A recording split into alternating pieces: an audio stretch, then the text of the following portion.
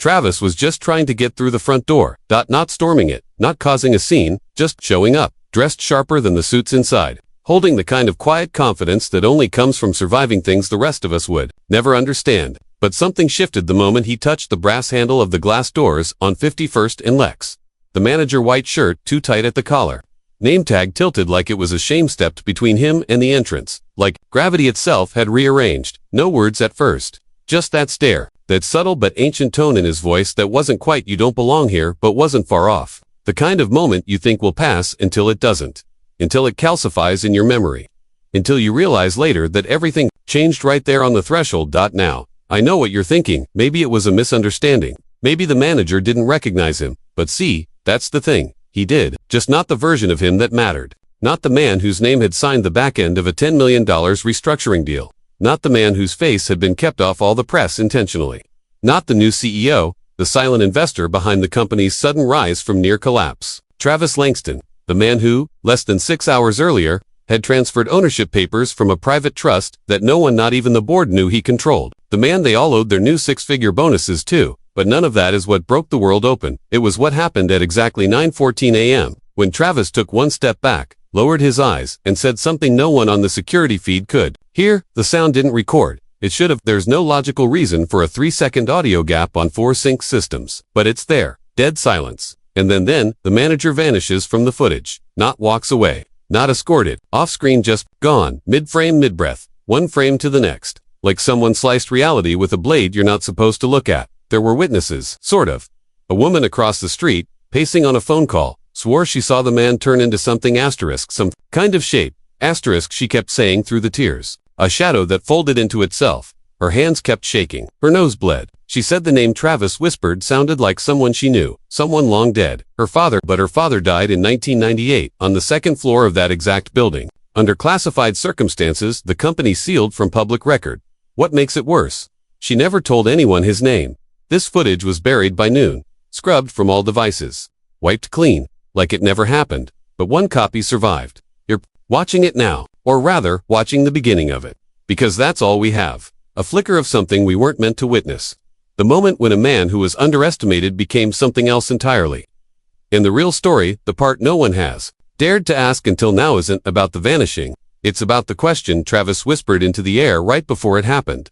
Why did he say, asterisk, you remember me now, don't you? Asterisk, because the manager did. You could see it in his face. A flash of recognition. A horror like someone woke up in the wrong version of the world. And if what Travis said next is true, then none of us are where we're supposed to be, he said. You were supposed to die in 2003. The problem is, so was he. Travis stood motionless outside the building. The echo of his own voice still clinging to the glass behind him, like breath in winter. You were supposed to die in 2003. He hadn't planned to say it. Hadn't meant to say it, aloud at all. But the words had broken through his throat like a splintered scream in a dream, uncontrolled, unavoidable. And after that, the manager, Clint, was that his name? Carl, he was gone. And not in the way people leave, in the way people get erased. But it wasn't the disappearance that shook Travis to his core, it was the familiarity, the certainty, rising in him like bile, that he had been here before. That he had said those words before. That this exact moment had already happened years ago. Same street, same weight in his chest. Same humming static in his left ear. And the same shiver that ran up his spine when the world didn't quite feel synced. He looked at the mirrored glass, expecting to see himself. But for a second less than a second he didn't. Just flickering, like 2 images overlapping. One him, one someone older. Someone grayer. A version of him he hadn't lived yet. Then it was gone. That night, the building locked itself down before he could enter. The facial recognition failed. His badge didn't register. The security office, empty like they'd never existed. It felt like punishment. Like the system was correcting for an error. But Travis hadn't done anything wrong. Not yet. As when the call started, not calls exactly. Voicemails, left without the phone ringing. Blank messages from unknown numbers. Always 39 seconds long. Always silent. Except at second 23. When if you listen hard enough, if you amplify it, you can hear something underneath. A voice saying asterisk you're not supposed to remember. This asterisk at first, he thought maybe it was stress. The board meeting was days away. The acquisition was monumental. And grief, it does strange things to a person. You bury your father under mysterious sealed conditions. You spend 2 decades trying not to think about how he died behind a locked server room.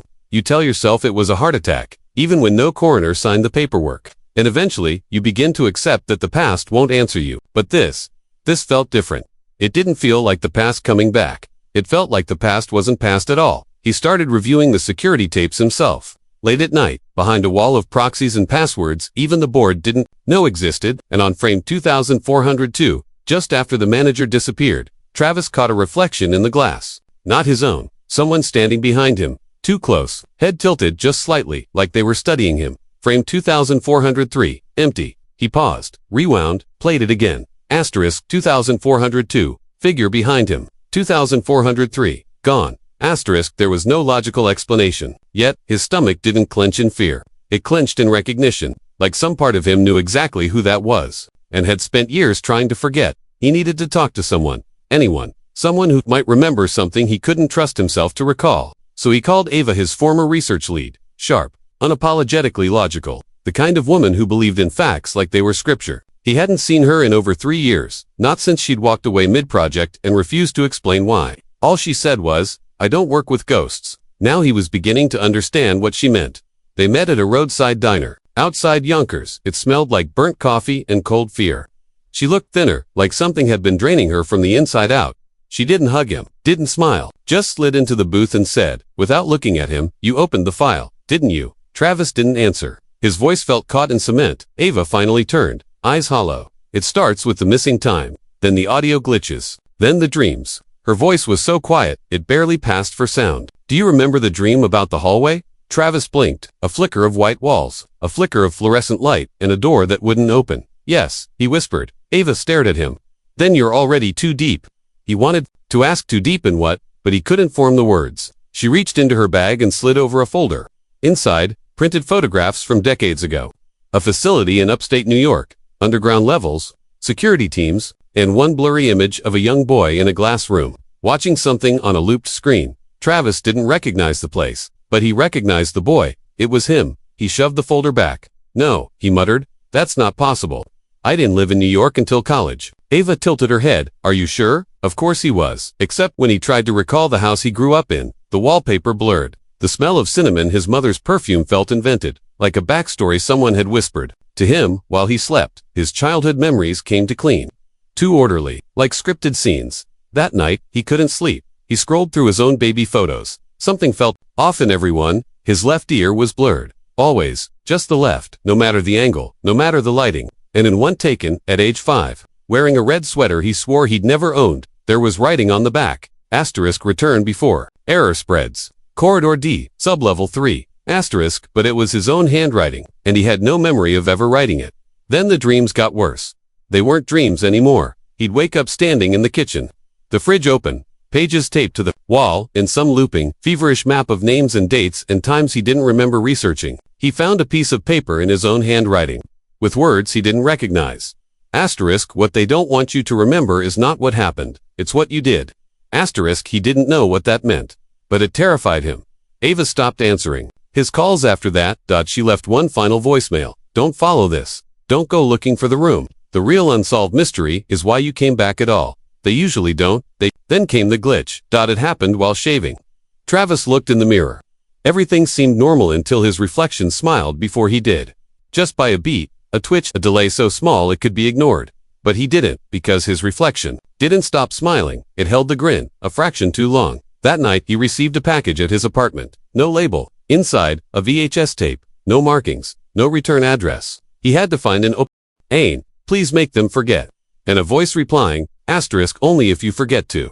Asterisk he doesn't remember filming it, but he remembers how the tape ends. The camera turns suddenly, and for a single frame, there's a woman standing in the doorway. Her face is missing, not blurred, gone. Like the file forgot to load that part. Her body shimmers like a rendering error. Her voice says only one thing: don't open the final door.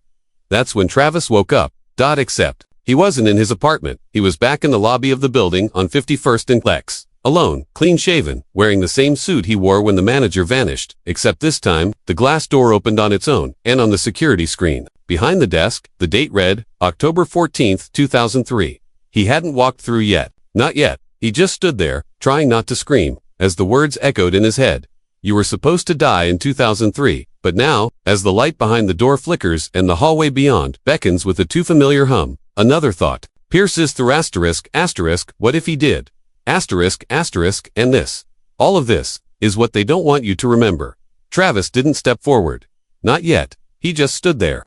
Palms cold, spine hot, heartbeat like thunder in his throat, while the glass doors slid open on their own, as if pulled by something that already knew he would come. The light inside flickered faintly, too warm, too amber, too much like memory instead of electricity. The air smelled not like office lobby polish, but of something older, antiseptic and time. The iron edge of old blood and forgotten paper. Somewhere deep inside the building, a low humming echoed, not mechanical, not quite human, like someone breathing slowly from behind a wall, and on the screen behind the front desk, the date pulsed like a countdown. October 14th, 2003. Not today. Not possible. Because Travis had buried that date. That was the day the fire alarm went off in Building D and never made the news. The day half the servers fried from a power surge that only happened in one hallway. The day the elevators stopped responding. The day his father died, or the day they told him he did. But something else was wrong now, something deeper. It wasn't just the date, it was the silence. The kind that isn't quiet, but dead. No footsteps, no HVAC hum, no car horns outside, just that distant drone inside his head, like tinnitus, but smarter.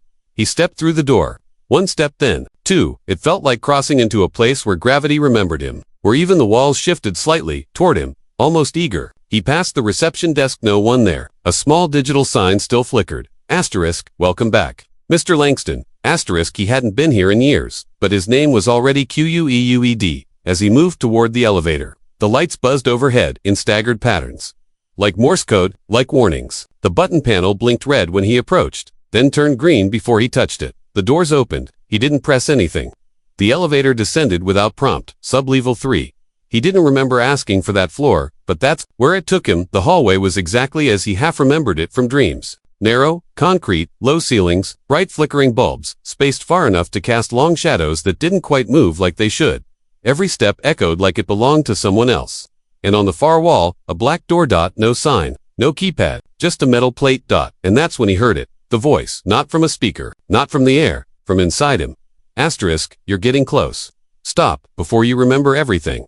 Asterisk, he spun. No one there, and then like a needle skipping across vanilla reality snapped sideways. A scream. His own, but from a memory he couldn't place. And in front of the door, a woman, blonde, mid-30s, plain dress, barefoot. She smiled like a mother smiles at a sleeping child, sweet, sad, already mourning. You made it, she said. Travis blinked. Do I know you? She stepped closer. The lights above her flickered and held. Not yet, she said, but I remember you. From when she smiled again. The original version. Travis stepped back. What are you talking about? Her eyes shimmered. Not tears. Not light, just a shift, as if the pupils themselves were loading a different texture. You were supposed to die, she whispered, but you were good at hiding. Even from them he wanted to ask who them was. But the words froze. He could hear something behind the door now, a scratching sound, wet and rhythmic. Not mechanical, not animal, something that knew its own shape and didn't care for hours. Don't open it, she said. That's the only rule left. But her face was too calm, too prepared, and something in him revolted. He knew her, or he knew the voice. From childhood dreams. From feverish nights as a kid when he woke up screaming and his mother claimed he'd had night terrors. But the dreams were always the same. A hallway, a door, and a woman saying, don't open it, right? Before he woke up with blood in his nose, he stepped forward anyway. Her face didn't change. She didn't beg, she just watched. Do you even know what's on the other side? She asked. No, he said, but I think I already saw it once. And he opened the door. Blackness. Total and instant. Not dark, but missing. A void. And then, images. Rapid, fractured, wrong. He was strapped to a chair. He was 8 years old. He was in the corridor. He was someone else. The same woman leaned over him, whispering something about memory fragmentation. Words like procedural amnesia and asterisk cognitive dissonance. Failsafe, he saw Ava there too, but younger, asterisk, crying. Saying his name in a way that made him feel like it had been his last name, not his first. Saying she was sorry. Saying she tried to kill the loop, but they rebuilt it. Again and again.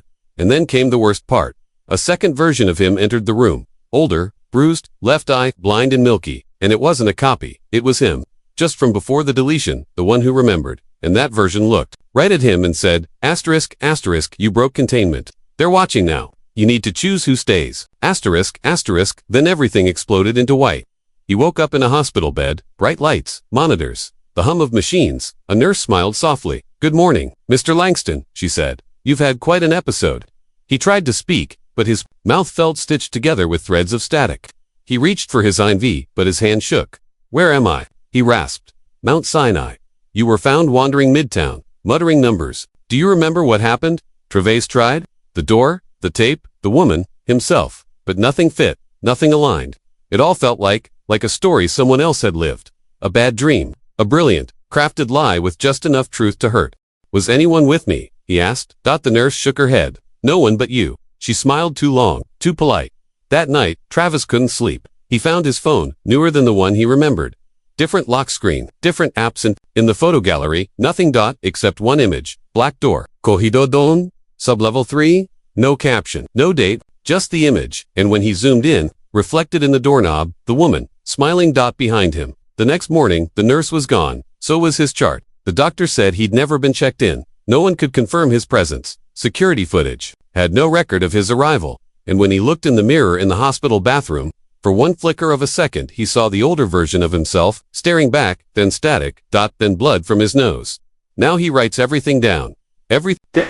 Just in case it slips again. Names, faces, times, symbols. The scratch returns, sometimes at night, behind his walls, and the voicemails never stopped. Always silent, always 39 seconds. Except now, at the 23-second mark, the whisper has changed. Now, it says, asterisk, you chose to stay. You don't get to leave again. Asterisk, and somewhere out there, maybe the other Travis, the one who remembered, is still trying to fix what broke. But this Travis, he doesn't know what's real anymore, and neither do we. That's the truth behind what no one tells you. That's the real unsolved mystery. Not what happened, but which version of you is still happening, and which one they erased. The scratches came back louder this time. Not behind the wall anymore, but inside the wall, inside him, deep and crawling, and rhythmic, like something trying to climb back through.